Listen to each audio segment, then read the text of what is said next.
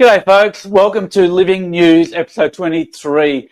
We're so looking forward to tonight's program, Corinne. So by name, my name is John and this is my co-host Corinne. Hi everyone, thank you for joining us. Yeah, so we've got a program tonight that we've been wanting to have for quite some time, and but you know, things happen and we weren't able to do it, and was that some things out of our control, but I'm really excited about the program that we've got tonight, Corinne. Me too, I really am. Yeah. Yes. And I think many people in Australia would be interested about this program tonight. But for those that are watching from overseas, because I know some of you watch from overseas, this will tell you a little bit more about our country here, Australia. So that's great. And now, for those that are watching, if you have any comments that you'd like to make, any questions that you may have for our guests tonight, please feel free to message us on Facebook or YouTube. We'll get those messages and we'll try to respond where we can. And Corinne, did you have anything else you wanted to say? You've covered everything. You're doing such a great job. Absolutely. We love you to connect with us, right? So please, no question is a dumb question. We will be asking questions because obviously that's the only way to find out. So please feel free to put your comments and we would love to hear from you. Yeah, and just a reminder in our program that we've got our special guests coming, but we've also got our other regular segments as well. So with the recipes and the health message and so forth. So Corinne, I'm so excited. I want to bring these guests on. So we're going to ask them to come on now, and we've just got a little intro.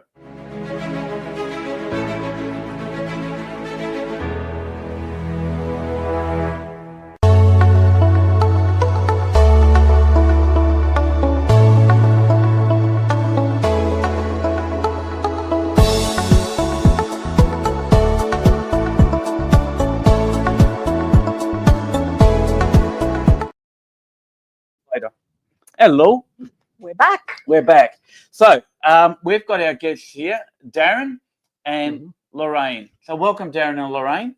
Thank you so much for coming and joining us today. Now, Darren, you represent a, what would you call it, a ministry?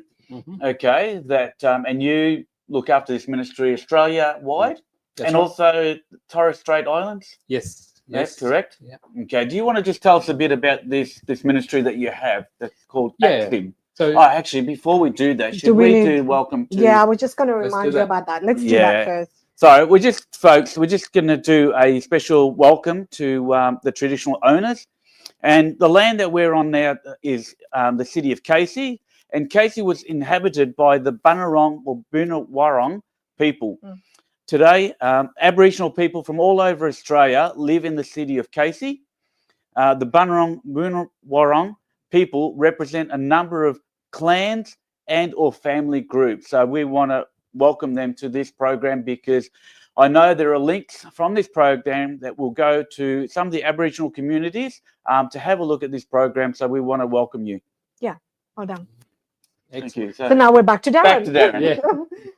No, it's excellent to be on Bunurong country here, and big shout out to all our First Nations viewers who tune in and see this program. But yeah, ATSIM, Aboriginal and Torres Strait Islander Ministries. Yeah. So it's a department of the Seventh-day Adventist Church, just like we have a youth department, or we might have Pathfinders or women's ministry. So it's a specialised department that focuses on our First Nations ministry across Australia. And when we say across Australia, that includes the Torres Strait Islands. And so we minister to Aboriginal and Torres Strait Islander people throughout Australia. So when you say the Torres Strait Islands, so whereabouts does that cover? I mean, I'm thinking it's probably a vast area. Look, the Torres Strait Islands is probably one of the best kept secrets in Australia. Yes. And we don't like talking about it too much because it's such a beautiful part of the world. Lots of islands in between Papua New Guinea and mainland Australia. Okay. And it's divided into different sections, Eastern Islands, Western Islands, and so on, the North and the Central Islands there. Yeah. And so the Torres Strait Islander people are a specific group of people that are part of Australia. And they have different culture and customs that different to mainland as well. But there's also things that are interchangeable. So, Yeah. But it is a remote part of the world. When we think of remote Australia, we think out in the desert. Yeah. But it's the same thing up there. It's just that there's water in between. Yeah, So right. it's still a remote area. Okay. Sounds lovely. And you want to introduce this young lady that's sitting next to you? Yes, so I had the pleasure of introducing Lorraine. Lorraine is my admin assistant, and so she works in our office as well. And she makes me look good. And so, but she wears two hats. She looks after our ATSIM work with me, and she also does Mamarafa College promotions, which is a college that we specialise in training Indigenous people. Okay, so we'll talk a bit more about that later on. Yeah. So look forward to that. Thank you, Darren, for introducing that. Do you know what? I have to be very honest with you. Thank you for the badge, by the way. Yes. If you haven't noticed, That's Darren. right. Yeah, I had one too, and I forgot it at home. That's all right. He's got Let's go on. the lanyard. I've got a lanyard, but I'll talk about this lanyard later.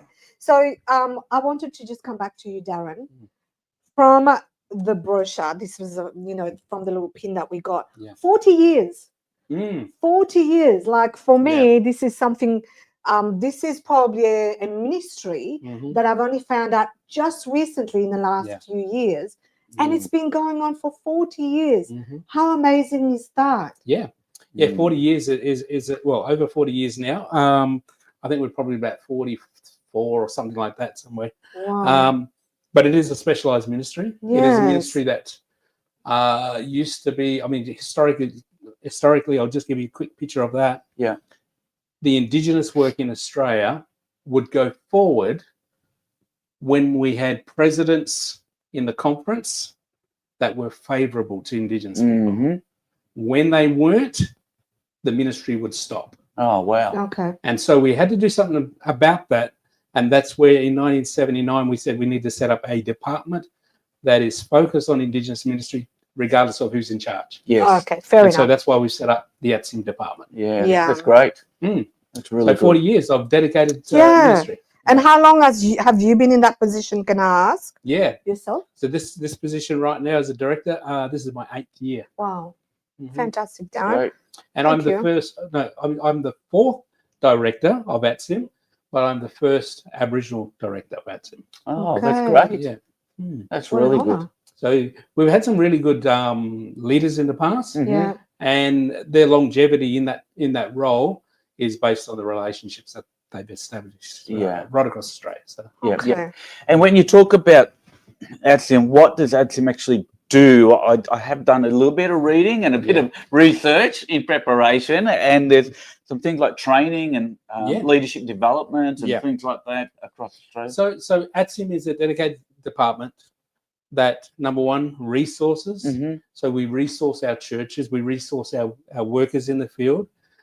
Those resources they focus on evangelism, they focus on the mission and sharing the gospel.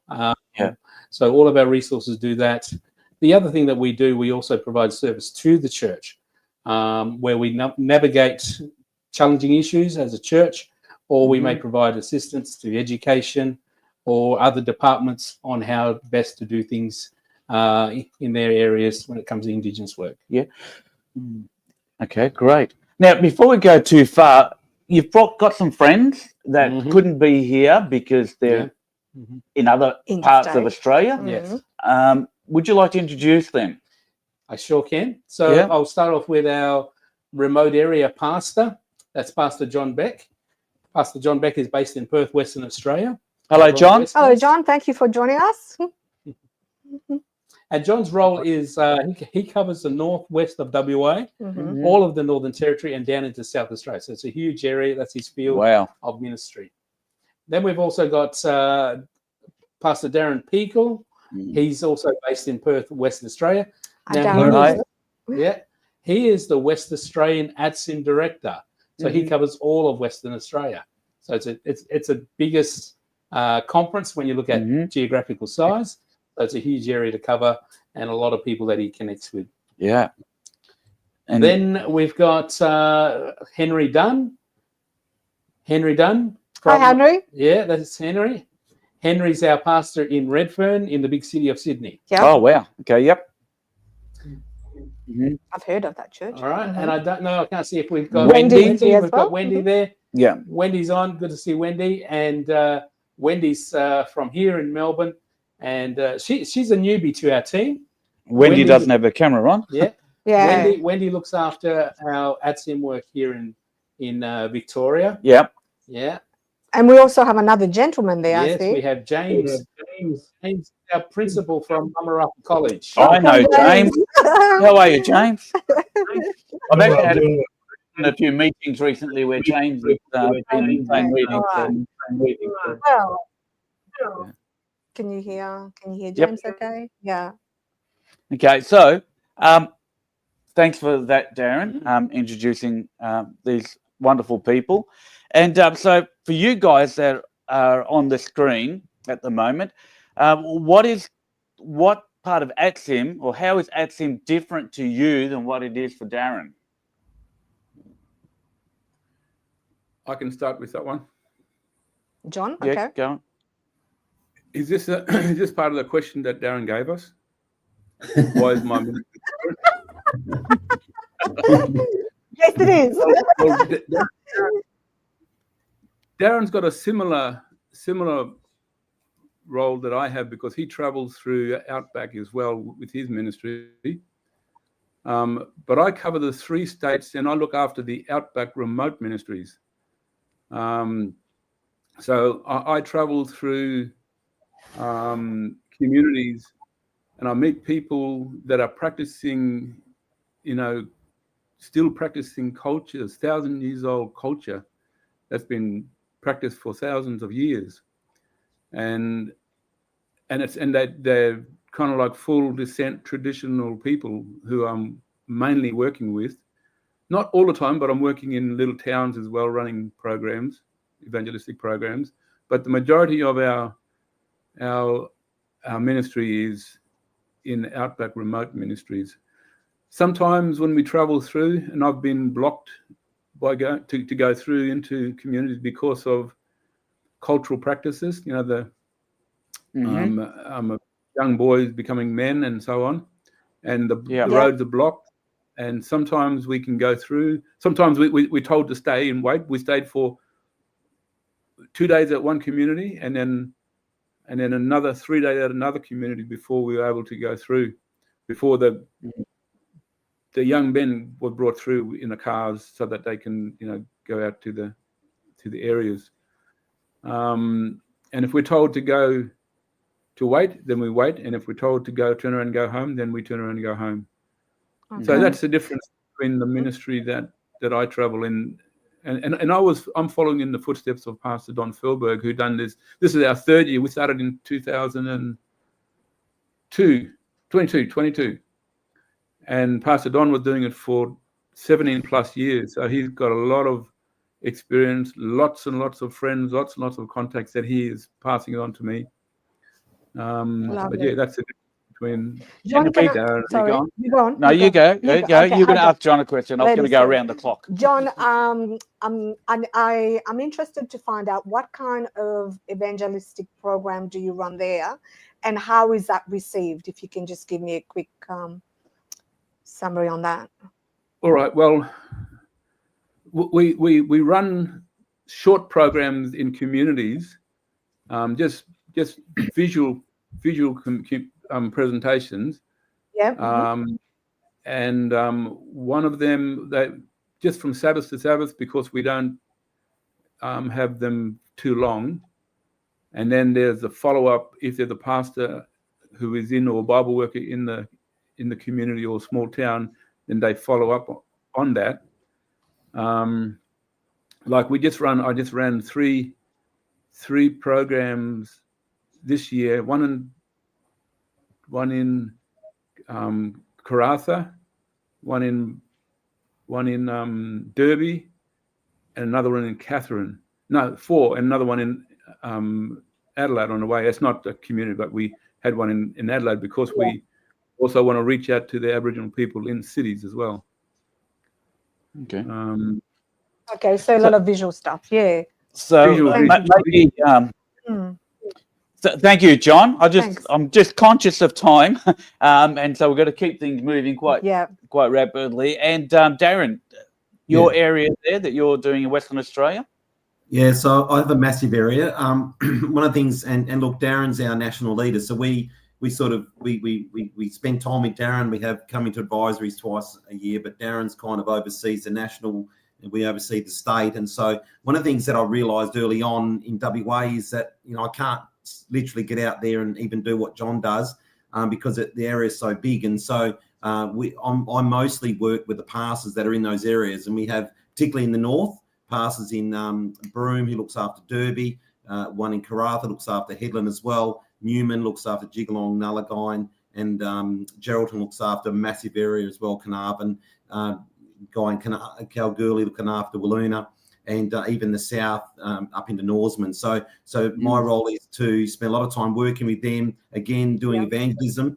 And I have the privilege, because it's so big, the conference also allow me to fly. I have a pilot's license, and so I'll fly into certain areas and do that. So we'll do regionals to bring people together, and so that's really the big focus. When it comes to evangelism, I use the ATSIM resource, which is the ATSIM Bible, and along with the Steps of Jesus series, which is a 6-part series, as well as some of what the Bible says. And so we have a lot of really good resources, very visual, but also, Aboriginal folk love to get into God's word, and they love to go deep into it as well. And so that's one of the things that we do. So as well as working Carolina College, I drive past there quite often, and we use Carolina. We have 2 camps here in WA. One of them, our major ones, at Carolina College. And so we bring people from all over into Carolina once a year, and that's a real highlight. Darren, I've actually got a soft spot for Carolina. I went there twice. My son was the principal for 2 years there. Okay. I went there. I drove the Nullarbor twice to go to Carolina. So got a soft spot for Carolina. Yes. And I was going to say, thank you very much. I'm just going to go around there, and we've got Wendy. Hi, Wendy. Thanks, Wendy. Hi. How are you? Do you want to just tell us about what's different and what's unique about your work with the Aboriginals in Victoria? Yeah, it's a new role for me, so I'm still kind of working my way through it. I took over from Sir James there, as you can see, right? And so it's a little bit different from our other states, but basically the focus at the moment is just building an awareness within our local churches, especially in areas where they have quite a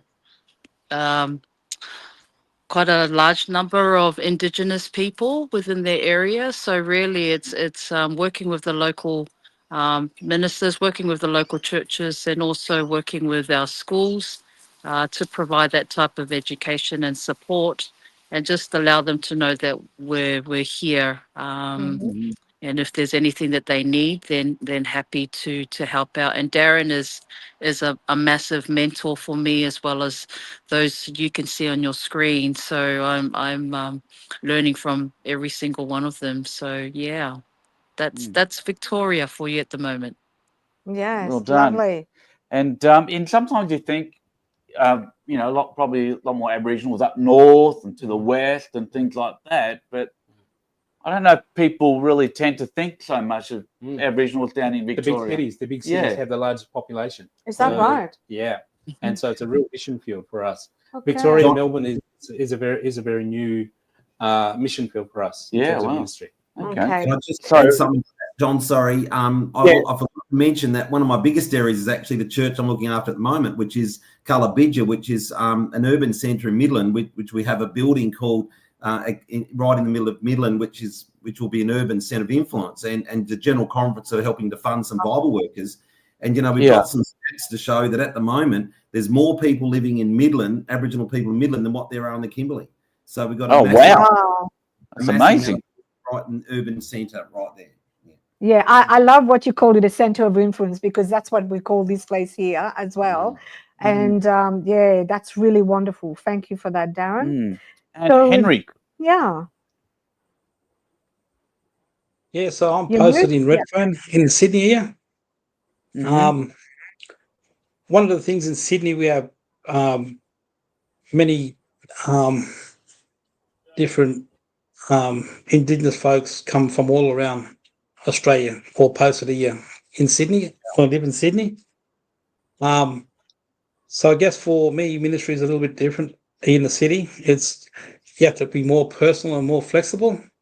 I say personal because you have to learn about all these different other Indigenous folks around Australia and learn about more of them as well, what they do in their country and how do I show respect and how do I share Christ in that space. Yeah. And so, yes, and there's so much happens in Sydney. There's so much, it's just one of the busy place. You just got to have to learn to be flexible up here, I suppose, and be more personal with the folks up here in Sydney. It's a lot different than what I'd seen in the country, live in the country, yeah. Yeah. I like what you're saying, Henry, that you're learning from them and they're learning from us, from you. You know what I mean? I think it's important to build that relationship and learn about, their traditions and be respectful of that. Yeah. Very good. Very good. Darren, you can feel free to ask them any dicey questions. No, I was just going to comment. Comment about the contrast with the city and country and remote.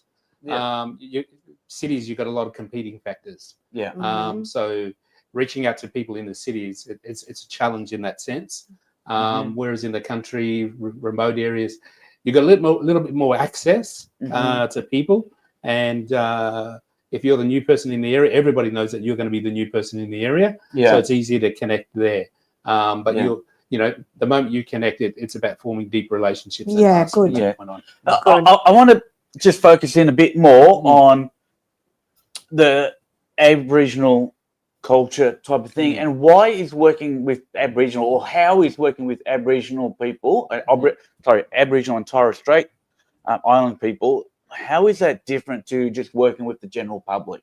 And what can we learn as the host or as our audience, because there'll be people watching this not today, later on, tomorrow, Sunday, during the week. We get a lot of viewers that watch after the program as well. Yes. So what can we say to them that actually helps them to understand the difference with working with Aboriginal people and why this ministry is so important?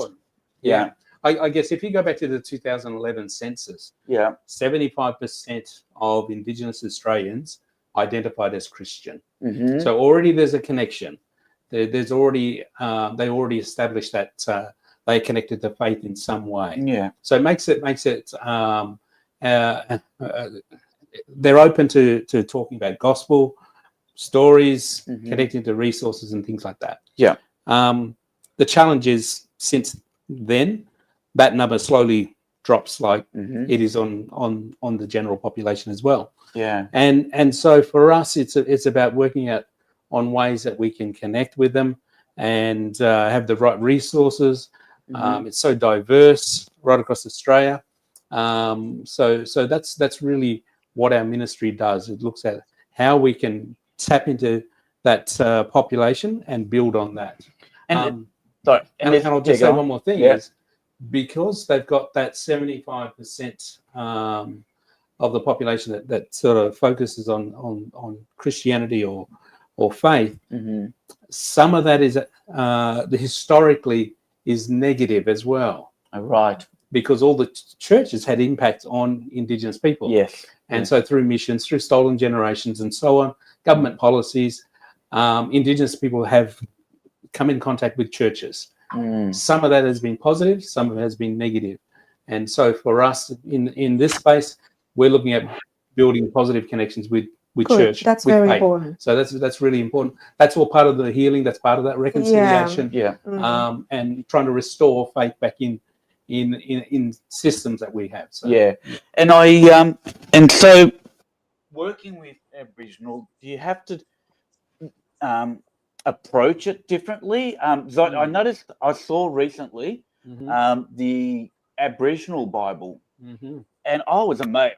I loved it. is a great Bible. Mm-hmm. And when I was reading some of the passages, you could see how it really engaged with nature and you know, the outback and things like that in the wording of the Bible. So I can see how that is used specifically. Are there other things that other ways that you interact? Yeah, look, it's visual. A lot of it's visual, and John will testify to that in a minute. Yeah, a lot of our resources are visual. Yeah, because we know that a lot of our folk will look at images, look at pictures. We've got a Good News magazine, lots of photos in it. There's about people all around the country that we sort of try to put a representation through it. And it's about connecting and building relationships. And so that's what makes it so powerful with our folks, is that they can establish those relationships with us and with our workers and with one another. Yeah, and John, did you want to say something in relation to that? Yeah, if I can. With my ministry, with the Outback Ministry, what makes it different to working with other other non-Aboriginal people is that Aboriginal people, we have a culture, and when you go into the culture, I mean, into the communities, the whole community sometimes is run off that culture. How the culture, whatever the culture is, you got to come in line with that culture. When someone dies, they go into grieving, they go into sorrow time, they go into law time, they go into all different kinds of things that are built into that culture, and the whole community is run off that culture.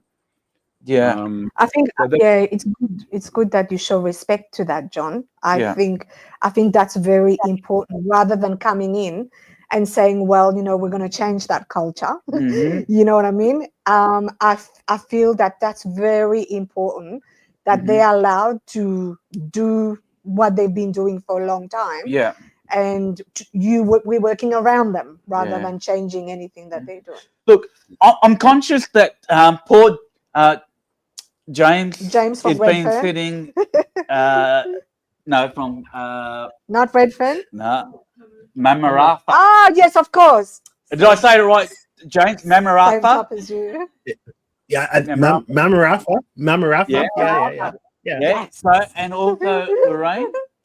Thank you. I want to ask you guys a little bit about Mamarafa. If you can tell us a little bit about that. But before you do that, I'd like Danubia to play a little clip about Mamarafa.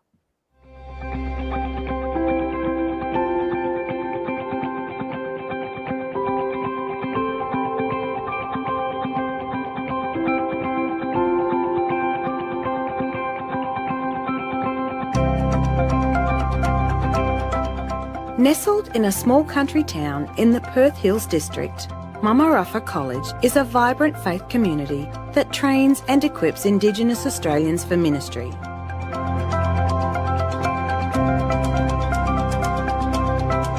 Owned and operated by the Seventh-day Adventist Church, Mamarafa College has been training and serving Aboriginal and Torres Strait Islander people in gospel ministry and health ministry for 24 years. From here, students extend the borders of the college all across Australia, from bustling cities to remote communities. Right now, Mamarafa is impacting over 200 towns, suburbs and communities all across Australia. As students return to their communities and share their Mamarafa experience, family and friends attest to the spiritual transformation that Mamarafa ignites. Students also gain qualifications that equip them with valuable skills and knowledge that can help them practically wherever they minister. As a result, the number of student applications continues to grow. There are literally hundreds of stories that testify to God's life-changing influence upon Mamarafa students.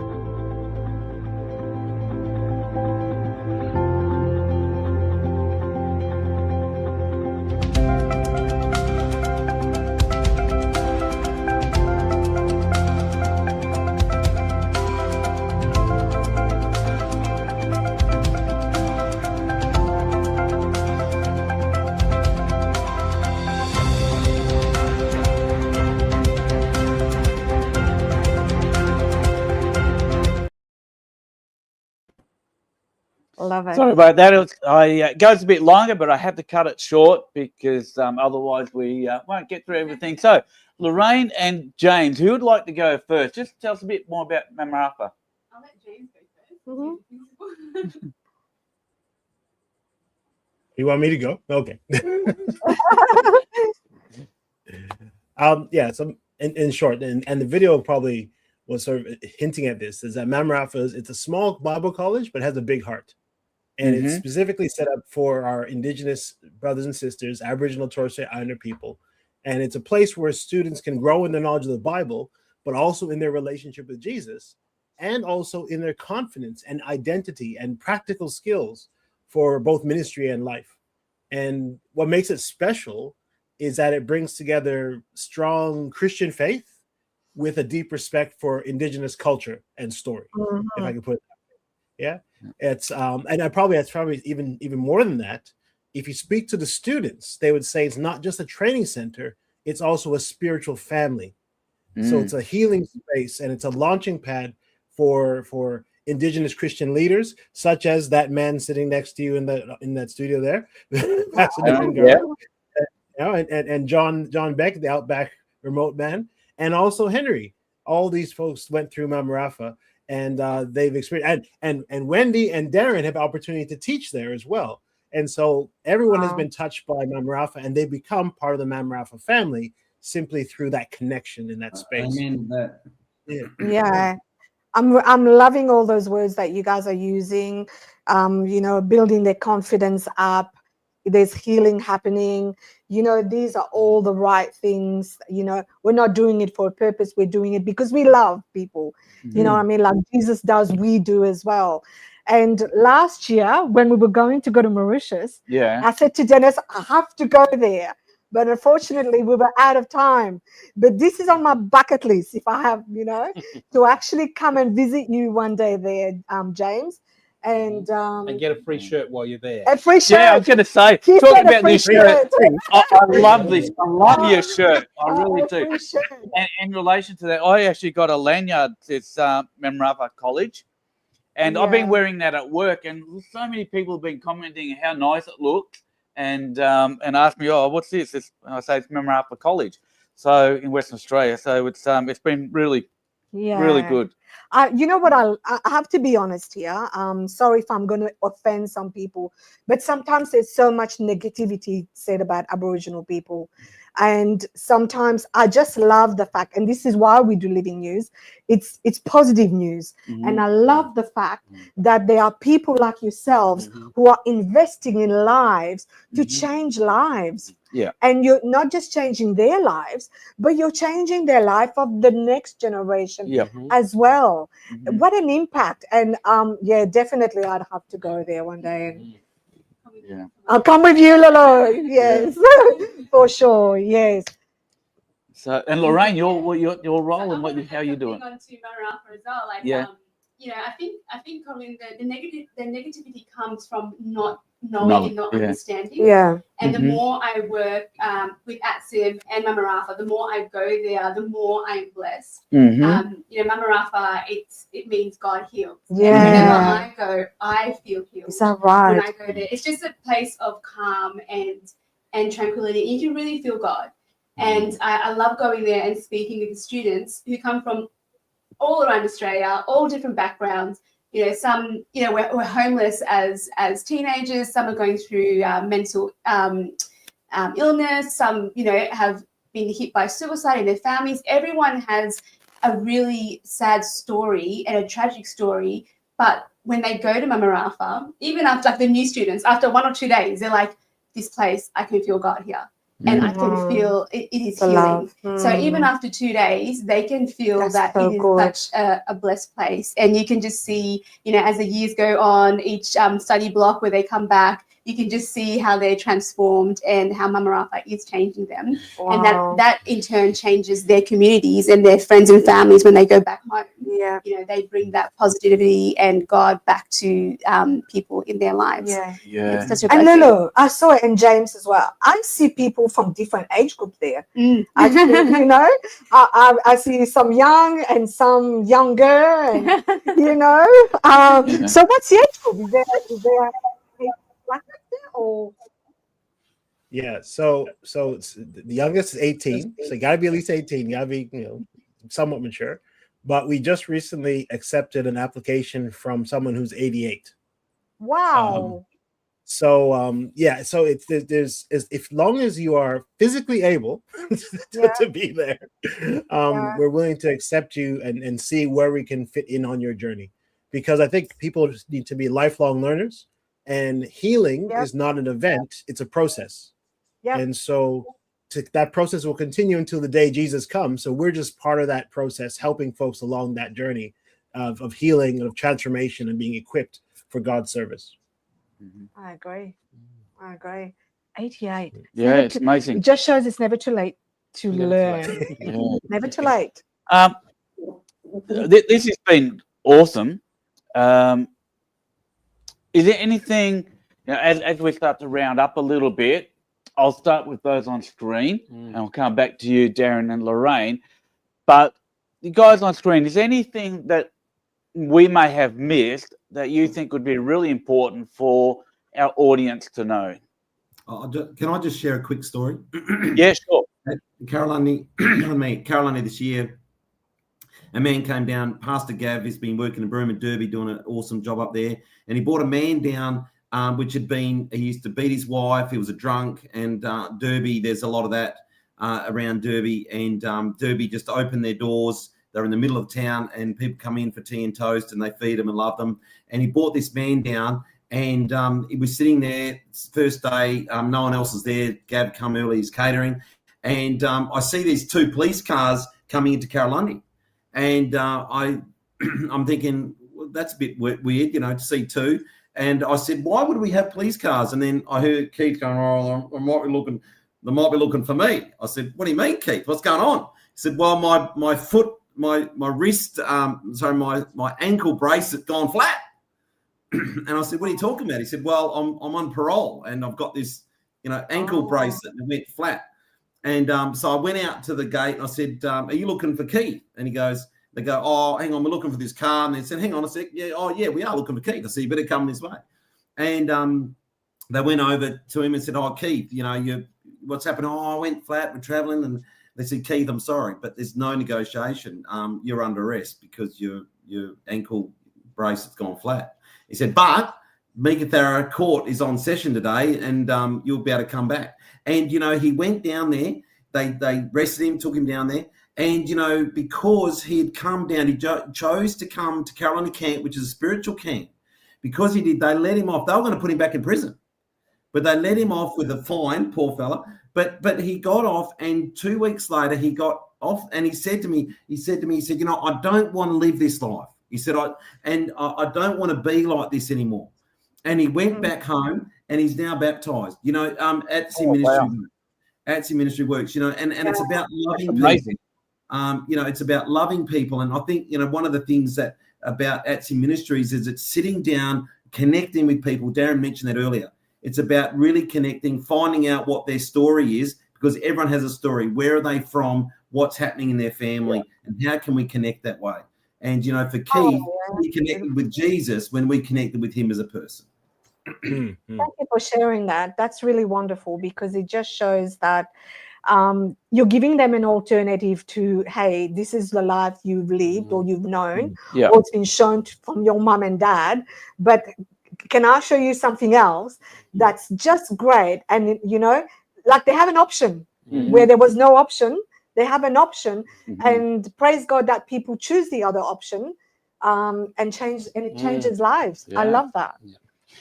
Well, we need to, Darren and Lorraine, sorry, we're cutting you short. We're going over time. It's too good. We could keep going, but, you know, I'm just conscious of the time. Is there anything else that you want to say, Darren and Lorraine? Oh, look, it's just a wonderful opportunity for us to share with viewers all across Australia and around the world that we've got a really unique ministry here in Australia, and that we've been really blessed by God, and we sense the Holy Spirit moving in a mighty way amongst our Indigenous folk in Australia. Yeah. And when it comes to the mission of the church and reaching out, we only make up 3.3% of the population as Indigenous people in Australia. But when it comes to within the Seventh-day Adventist Church, we're 6.6. Oh, wow. And so we're punching above our weight. We're doing a lot in the area. I think so. You're doing a lot of great work, and with Mamara College as well, and all you guys. I just want to say thank you. Yeah, absolutely. To all you guys out there that are on screen for the work that you're doing. It's really, really much appreciated. Yeah. And I've seen some stories. I've been speaking to some people that have benefited from being at Mamarapa and so forth. So it's just been great. And Lorraine, I will say, if you guys, we have so much more stories. So if you want to, we'll put the link to our website and our Facebook page. We've actually got the links ready on there. If maybe Danubia can show. So this is Mamarapa. There's a link to there. If you're watching this and you want to learn more, that's a link to ATSIM on there now. So again, there's more, and they've also got some Facebook page. There's a Facebook page for ATSIM. I think we've got a link for that as well. But you can also just search it and get more information, because there's just some great stories, great information on these sites. Yeah, great work being done by and to share how some people have been touched. We're just going to go to a little music clip that's actually got some testimonies on there, and let's go to that, and then we'll come back.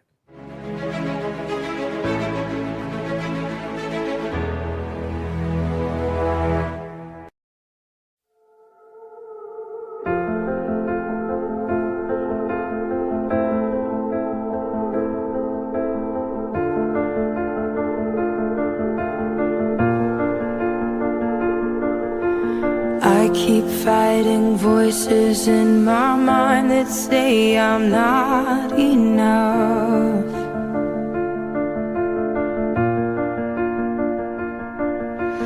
Every single lie that tells me I will never measure up.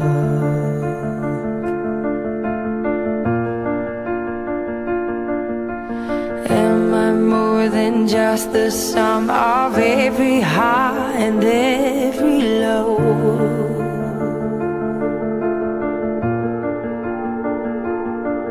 Remind me once again just who I am, because I need to know. Ooh, oh, you say I'm loved when I can't feel a thing. You say I'm strong when I think I'm weak. And you say I'm held when I am falling short. And when I don't belong, oh, you say I am yours.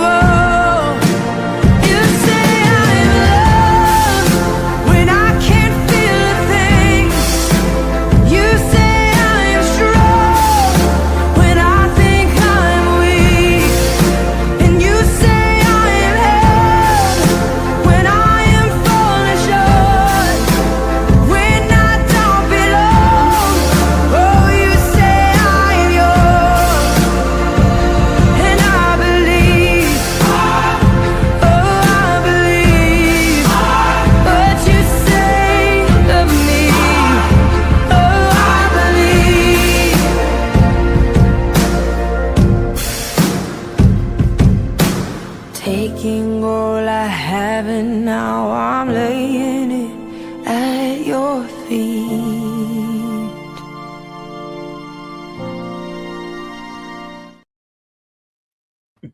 Okay. Well, what do you think of that, folks? I just loved it. What I loved, Corinne, is how the testimony without actually speaking, Yeah. and how they showed where they were, some of the struggles that they had, to where they are now, and how God had led them. And just amazing the impact that you guys are having. And again, I just take off my hat to you guys and really appreciate the work that you're doing. And I look forward to heaven, where we can meet some of these wonderful Aboriginal folks that you've been ministering to.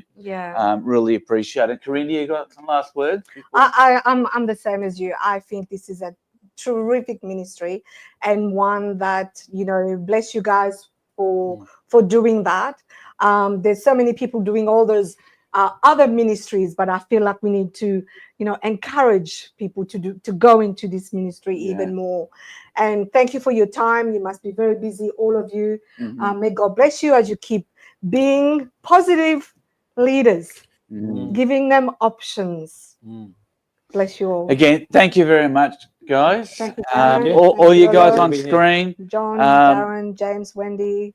Yeah, all of you. We really appreciate it. Now, for those that are watching, we haven't finished the program. We still have some of our other regular segments to go to now. And so we're going to head off to our recipe. So let's have a look at our recipe for today.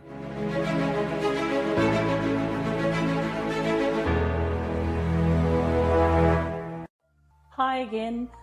Tonight we will be demonstrating some vegetarian quesadillas or a tortilla. If you don't have any Mexican wraps at your supermarket, today we're just using some Lebanese bread, any wrap of your choosing. There's also gluten-free versions available, but this is what we'll be making tonight. The sauce that we'll be using will be the same sunflower seed sauce we made on another demonstration. Then we've got some fresh capsicum, fresh coriander, some smashed avocado, and some plant-based or vegan, non-dairy vegan cheese. And so we're going to, so what I've done is the wrap, we've just put a slit like halfway there. And then on the top quarter, we're just going to put some of the tomato sauce or the mince type sauce, and then add some fresh capsicum to that, some fresh coriander, just a little bit. Yeah. If you don't like coriander, you don't have to use it. You can use spinach leaves or kale or chard, whatever green vegetable or herb that you'd like to use. You can use some fresh parsley as well. So then we're going to fold over that bottom part. And then we're going to, on the other side of that, add some fresh avocado. And then we're going to put some cheese there. Actually, put a little bit of cheese on the mince as well, just for it to melt down nicely. Yeah. That'll be nice. And then we're going to fold. So that's what it's going to look like halfway through. And then we're going to fold that over onto the avocado and cheese. And then we can put a little bit more cheese on the back, a little bit of sauce, just to help glue that together.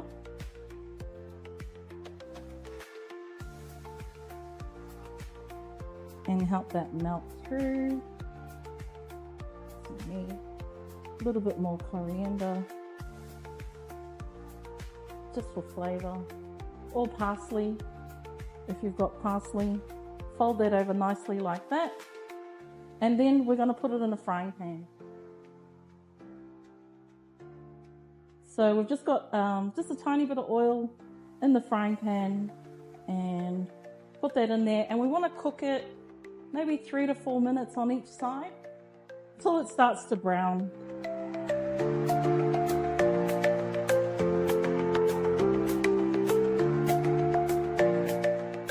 So let's do that again.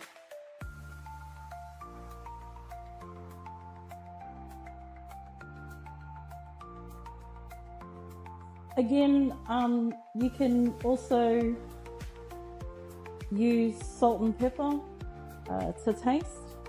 You can put you can add some chili in it if you want it a bit more, to add a bit of spice to it.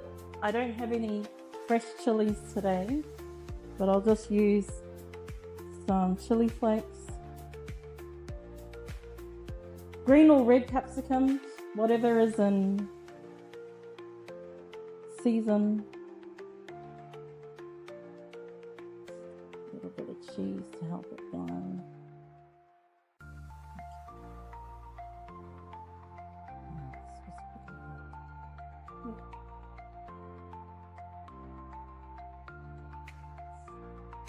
And when you're putting it in the pan as well, just remember to put the mince or the red sauce side down first, and then the last flip you can turn it over onto the avocado.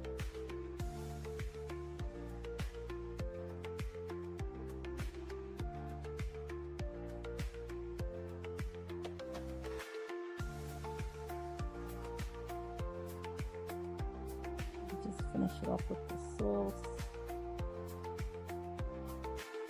Like there's less sauce on this side.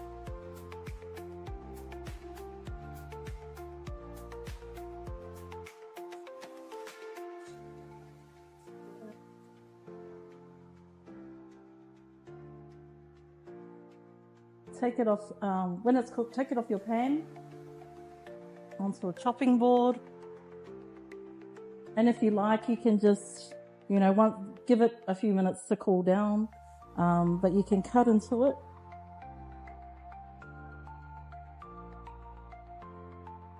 And everything should be nice and melted.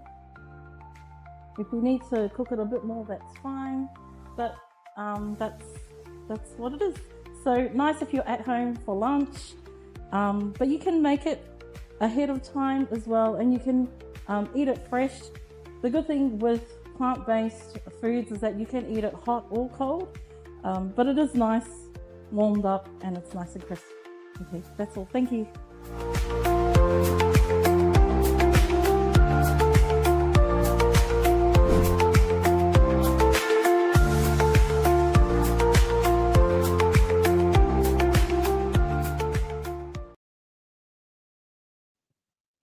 So, hey, Corinne. Home, folks. Let me tell you about this recipe. So if you're a mum, very busy, this time of the year is crazy, this is one of the best recipes that I have eaten that is nutritional with the sunflower seed. And I went to, Johnny, I went to get the stuff today to make it. Yeah. And I forgot the avocado. So it was all the other stuff. But I tell you what, I can understand why she put the sunflower seed in, because it looked like a mince. I'm vegetarian, so I don't eat meat, and it was so nice. And sunflowers obviously got vitamin E and reduces inflammation and all those great things. Anyways, Dennis says to me, "Oh, I'm going to get Plan B just in case it doesn't work." So he comes home with these samosas to put in the oven. And once I gave him this dish, guys and girls, mums and dads, it went down, and he said it was amazing. And thank you for that.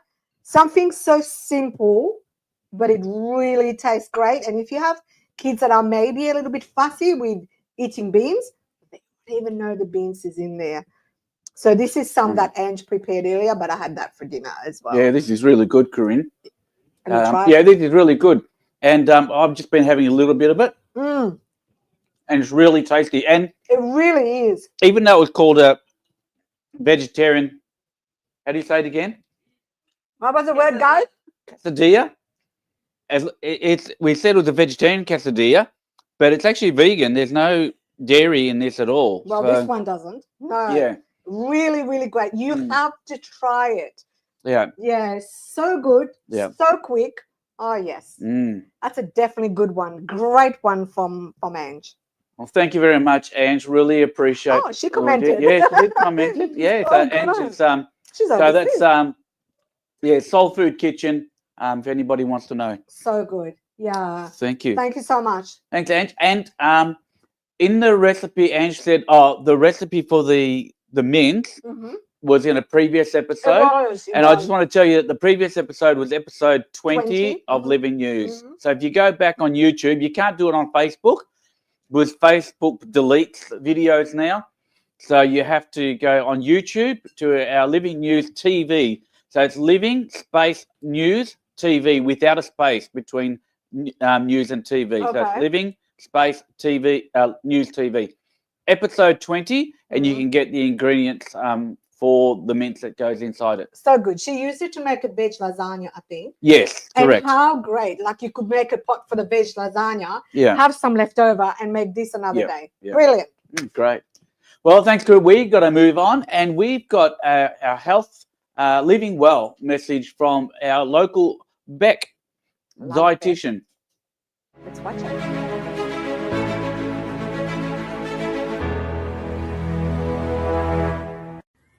Hi, for those of you that don't know me, my name's Rebecca Sampson. I'm an accredited practicing dietitian, and normally I'm talking about food and nutrition, and that's an aspect of health that I really enjoy learning about. But today I really wanted to share something that was really close to my heart, and that is the benefit of being outside in nature. A lot of studies have shown that there's a lot of benefit to being outdoors. It helps us to be physically active when we're outdoors and moving. Being in natural spaces means that we get exposed to a lot more natural light, and that can really help with our circadian rhythm and sleep. And just the idea of being in nature actually heightens our five senses as well. So something that I like to do personally is getting out here with these guys.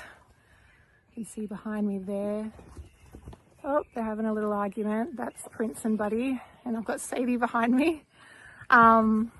Who's uber smoochy, and your head is very hard to fit in this frame. But it's nice just to come out here at this time of night when the sun's setting, and and just listening to the birds and looking at the light in the area and the sun and the different colours, the greens and the blues, and looking at the clouds and listening. So you can't hear a lot at the moment. I can hear birds,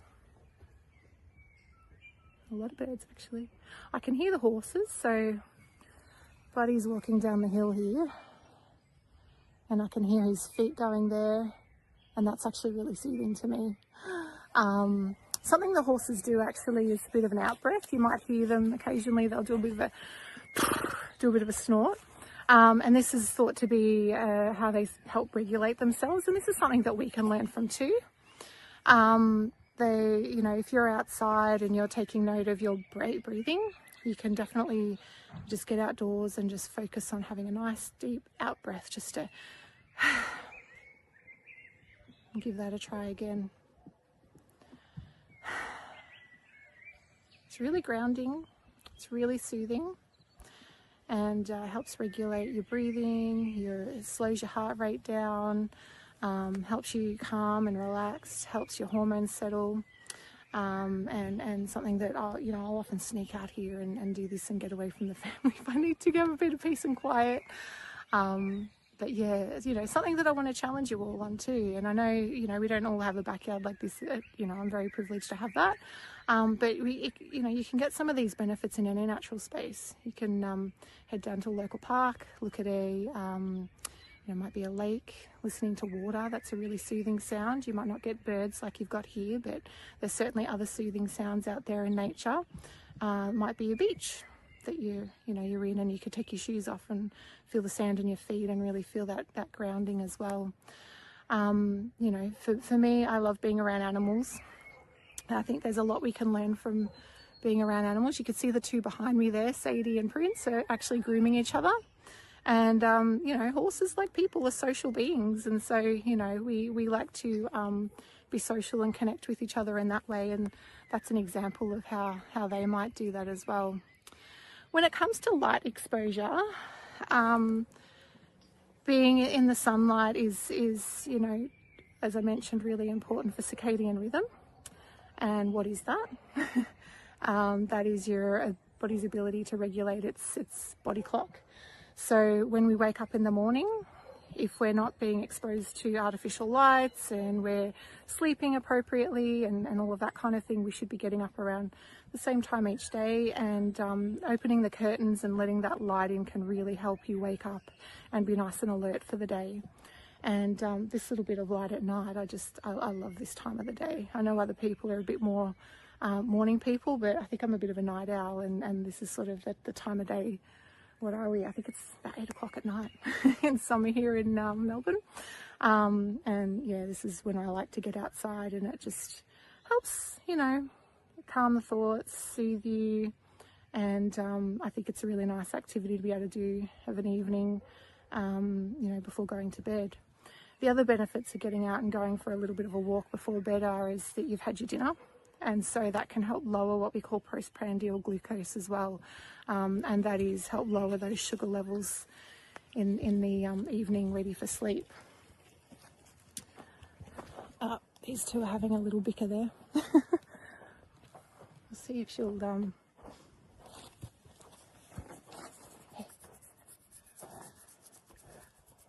So yeah, why you might not have horses in the backyard, if you do have pets or other animals and you're comfortable, so soothing, and I highly recommend. And she's usually pretty good at grooming me back if I get the right spot on her wither there. So that's just something. Oh, here we go. This is one of my little things I like to do, to get outside and just reset. And I think it's really good for my mental health. And think about what feels good for you, and I challenge you to get out and try something similar. All right, see ya. That was so good. That was so good. Really good. Johnny, I want to thank Beck, and also for yourself, who facilitated a course that I did just a few weeks ago. Actually, we finished off. The LIFT project. The LIFT project, and Beck touched on that. And that was one of the subjects that we talked about in that course. It was a great course. If you ever hear that it's running around you, I would definitely encourage you to attend. And it's actually written by Dr. Darren Morton. Mm-hmm. And in this little book, which I love, it's got short articles. It's called Signs of the Times. Let me just read you a little segment to do with the outdoor advantage. It says, Darren Morton tells us that the great outdoors can do us good emotionally. Exactly what Beck is saying, said it so well. Mm-hmm. And there's strong evidence for this. Listen to this, folks. Hospital patients who merely have a view of a natural landscape tend to consume less pain-killing medication and have shorter hospital stays. Mm-hmm. Just because they have a view of the outside. So there's a lot of healing in that. Oh yeah, and especially when the sun's rising or sun's setting, whatever, that's really good for your mind. Yeah, it looks lovely where Beck is, doesn't it? So relaxing. I could have watched this video for a while. So beautiful with the horses. Thank you, Beck, for taking the time to do that, and thank you both for running that beautiful course. No worries, and thank you. And while we're saying thank you, Corinne. Thank you, hosting. Johnny. And also our team. We can't go without thanking Danubia and Chimuka and Samantha for the work that they do behind the scenes, or the technical stuff. You see us, but you don't see them. Also, Jonathan. Thank you, Jonathan, as well, for the support you've given us. And also want to thank Ken. Ken puts together the cooking videos, and so I want to thank him for that. Thank Angela for the recipes that she's done, and also with for her mum as well, Paula. Thank you, Paula, as well, for the great work that you do with Angela on these programs. Yeah, and Pastor Josh, we didn't have a segment on him today. Oh, yes. As well, because it's quite a busy time of the year for him. Yeah. We're just so blessed, and I'm looking forward to reading one of the books that he proposed, The Anxious Generation. Yeah. So during the holidays, I might do some reading in that. We are really, truly blessed to have a team around us, like you said, Johnny. Everybody's dedicated. Everybody has the same, I guess, the goal, same as those people who we had on today. And that is to bring you good news. Amen. That is for you to take what you want out of those stories that are presented, and for you to have a happy life. And you know what, Johnny, last month we had a physio on the show. And let me tell you, I have actually started using the physio, and it's been amazing. So it's not only great viewing and great things that you, the audience, I hope you love, but that I am benefiting as well. So that's great. I thank God that, we have such great people and such a great team. Thank you all. May you have a safe holiday. I've got to say, Corinne, that recipe we just ate, I loved it so much. I can't stop licking my lips. I told you. And you know what? It's got red kidney beans in it, which is so good for you as well. And that was definitely a winner, Ange. And we look forward to having more recipes next year, more books, more health segments, more songs, and the same team, I hope, because we just love them so much. And thank you and very you much. viewers as well for tuning in. And don't forget, folks, we do this, as Corinne said, to give good news to this world. And so just please share it to your friends, your neighbors, whoever you know that may be blessed. And sometimes you don't know if they're going to be blessed until you share it. So please share it on your Facebook or YouTube or wherever it is that you can share it to other people. And also, if you're new to Watching Living News, just like us and follow us, and that helps as well. Yeah, absolutely. Thank you, Johnny, No, for all the work. Thank you. No worries. We all do it for a good reason. So. Absolutely. Thank you very much, Corinne. Thank you, Johnny. Everyone, all the best for the Christmas season and Take the care. new year. Yeah. And we'll see you in 2027. See you later.